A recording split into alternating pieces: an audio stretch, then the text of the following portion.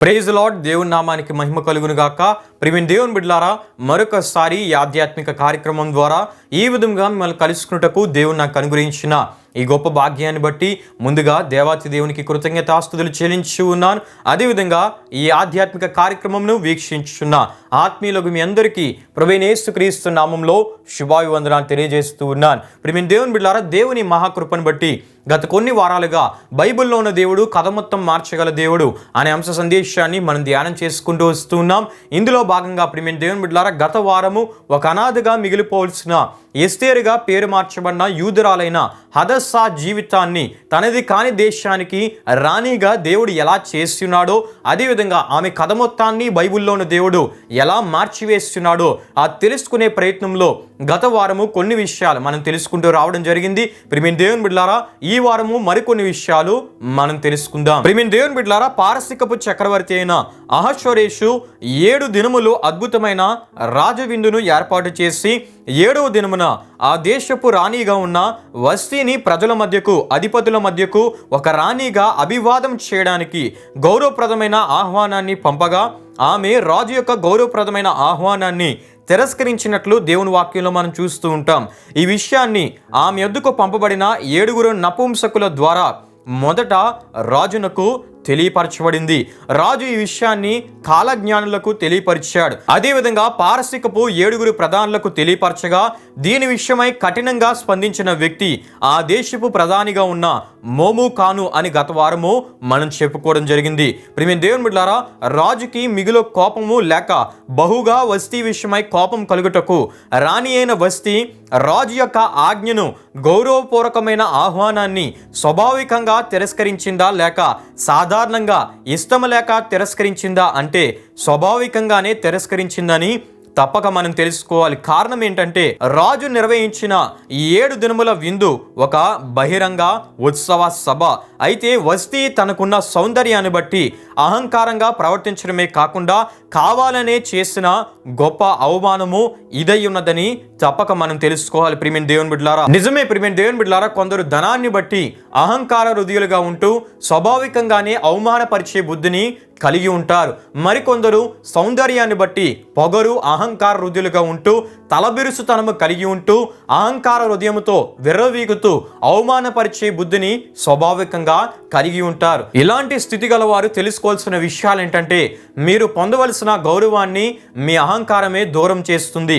మీకు తెలియకుండానే మీ స్థానం వేరొకరికి ఇవ్వబడుతుందని ఈ సందర్భ విషయాలను బట్టి నేను మీకు తెలియజేస్తూ ఉన్నాను. గనుకనే వస్తీ చూపిన అవిధేయత పారసిక రాజ్యంలోని న్యాయ చట్టాలకు చెందిన సమస్యగా మారిపోయింది. అంతేకాకుండా వస్తీ ప్రవర్తనను చూచి రాజ్యంలో ఇతర స్త్రీలు కూడా అలానే చేస్తారని, ఇది గొప్ప సాంఘిక అల్లకల్లోలానికి దారి తీస్తుందని వారి భయం. గనుకనే ఆ దేశపు ప్రధానులు యవ్వనులకు రాజపరిచారకులు ఒక నిర్ణయానికి వచ్చారు. అదేంటంటే వస్తీ కంటే యోగ్యురాలిని రాణిగా వారు చేయాలనే నిర్ణయానికి వారు వచ్చారు. గనుకనే యవ్వనులకు రాజపరిచారకులు అందమైన కన్యకలను రాజు కొరకు వెదకాలి అనే నిర్ణయానికి వచ్చారని ఈ విషయాలు మనకి ఎస్తేరు గ్రంథం 1వ అధ్యాయం 5 నుండి 22 వరకు రాయబడిన వాక్యవచనాల్లో, 2వ అధ్యాయం 1 నుండి 4 వరకు రాయబడిన వాక్యవచనాల్లో మనం చూడగలం. అయితే రాజు తన ఎదుటికి తేబడిన అందమైన కన్యకలలో ఏ కన్యకయందు ఇష్టపడునో ఆమెను వస్తీకి బదులుగా రాణియగును అనే నిర్ణయానికి పారసికపు ప్రధానులు యవ్వనులకు రాజపరిచారకులు వచ్చినట్లు దేవుని వాక్యంలో మనం చూస్తూ ఉంటాం.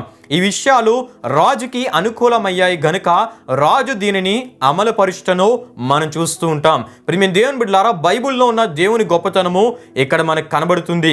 దేవుడు ఎస్తేరుగా పేరు మార్చబడిన హదస్సా యొక్క కథ మొత్తాన్ని ఒక రాణిగా మార్చడానికి ఎప్పుడు ఆయన పనిని, ఆ కార్యాన్ని ప్రారంభించాడంటే పారసీకుల యొక్కయు మాదీయుల యొక్కయు న్యాయము చొప్పున వస్తీ కంటే యోగ్యురాలిని రాణిగా మరి ఒక స్త్రీని చేయాలని వారు నిర్ణయించుకున్నప్పుడు అని మనం తప్పక తెలుసుకోవాలి. హల్లెలూయా, హల్లెలూయా.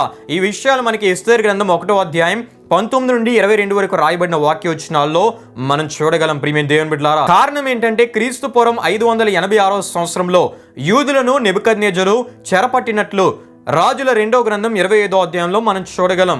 అయితే బబులోను వారిని మాదియా పారసీకులు జయించగా వారి ఆధీనంలోనికి యూదులు వచ్చినట్లు మనం చూడగలం. ఈ విధంగా యూదులు చెరసంబంధులుగా పారసీక ప్రభుత్వ కాలంలో ఉండుటను ఎస్తేరు గ్రంథం 2వ అధ్యాయం 5-6 వచనాల్లో 3వ అధ్యాయం అంతా కూడా మనం చూస్తూ ఉంటాం.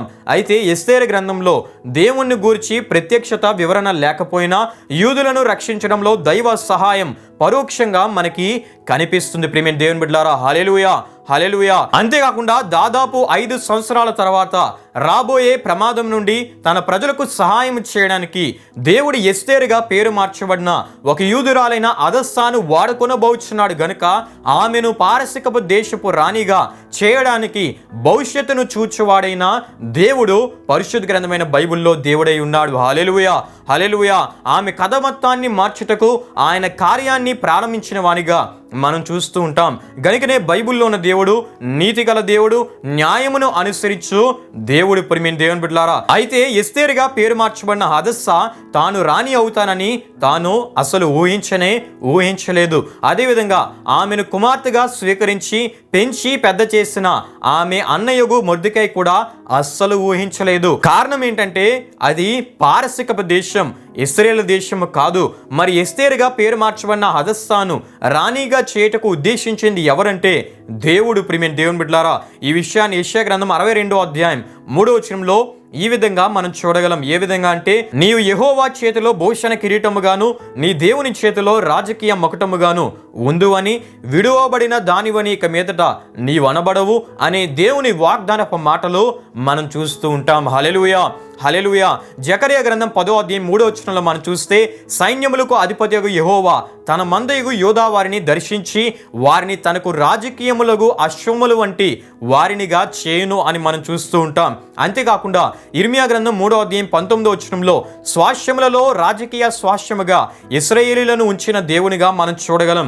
ఈ వాక్య వచనాలు మనకు తెలియజేస్తున్న ఆత్మీయ సత్యాలు ఏమిటంటే, తన ప్రజలుగా ఉన్న వారిని రాజులుగా, రాణులుగా అధికారం ఇచ్చి సింహాసనం మీద కూర్చుండబెట్టువాడు బైబిల్లో ఉన్న దేవుడై ఉన్నాడని తప్పక మనం తెలుసుకోవాలి. హల్లెలూయా, హల్లెలూయా. గనుకనే మాదీయ పారసీకపు వారి రాజ్య న్యాయ చట్టాల ప్రకారం రాజు ఆజ్ఞను తిరస్కరించిన వస్తీని రాణిగా వారు తొలగించుటకు నిర్ణయించి ఇంచుమించు 5 సంవత్సరాల సమయాన్ని వారు తీసుకొని ఈ మధ్య కాలంలో రాజునకు రాజ్యానికి రాణిని ఏర్పాటు చేయటంలో వారు ముందుకు వెళ్ళటను మనం చూస్తూ ఉంటాం. గనుకనే ఎస్తేరు గ్రంథం 2వ అధ్యాయం 1వ వచనంలో మనం చూస్తే ఈ సంగతులైన తర్వాత అని మనం చూడగలం. అంటే 1వ అధ్యాయం తర్వాత ఇంచుమించు 5 సంవత్సరములకు వస్తీని రాణిగా తొలగించి క్రీస్తు పూర్వం 484వ సంవత్సరంలో లేక 483వ సంవత్సరంలో వస్తీకి బదులుగా ఎస్తేరు రాణిగా క్రీస్తు పూర్వం 479వ సంవత్సరంలో లేక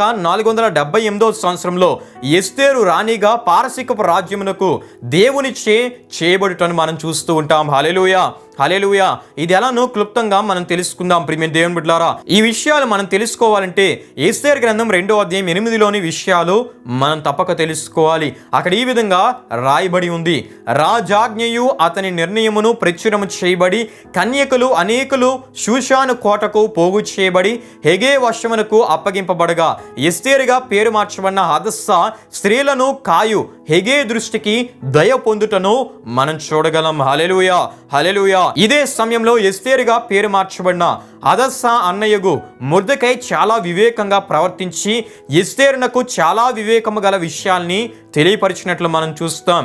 ఇంతకీ ఏమిటి ఆ విషయాలంటే, ఎస్తేరుని తన జాతి గురించి కానీ వంశము గురించి కానీ తెలియపరచవద్దు అని మొర్దెకై చెప్పగా, అలా ఎస్తేరు చేయటను బట్టి దేవుని దయ ఆమె మీద ఉండుటను బట్టి అనేకులకు కన్యకులు రాజు ఎదుటకు వెళ్ళినప్పటికీ వారందరిలో ఎస్తేరుగా పేరు మార్చబడిన హదస్సా మాత్రమే రాణిగా ఎంపిక అవడమే కాకుండా ఆమెను చూసిన వారందరికీ ఆమె యందు దయ పుట్టింది. స్త్రీలందరికంటే రాజు ఎస్తేరుని ప్రేమించడమే కాకుండా రాజు యొక్క దయా దాక్షిణ్యములు ఎస్తేరు పొందినట్లు మనం చూడగలం. హల్లెలూయా, హల్లెలూయా. అంతేకాకుండా ఇక రాజు తడువు చేయక రాజ కిరీటమును ఎస్తేరుకు ధరింపజేసి వస్తీకి బదులుగా ఎస్తేరుని రాజు రాణిగా నియమించుటను ఎస్తేరు గ్రంథం 2వ అధ్యాయంలో మనం చూడగలం. ఈ విధంగా బైబిల్లో ఉన్న దేవుడు ఎస్తేరుగా పేరు మార్చబడిన హదస్సా కథ మొత్తాన్ని మొదట మార్చడమే కాకుండా తరువాత ఆమె ద్వారా పారసికపు రాజ్యంలో యూదుల కథ మొత్తాన్ని మార్చి మహిమ పొందినట్లు ఎస్తేరు గ్రంథంలో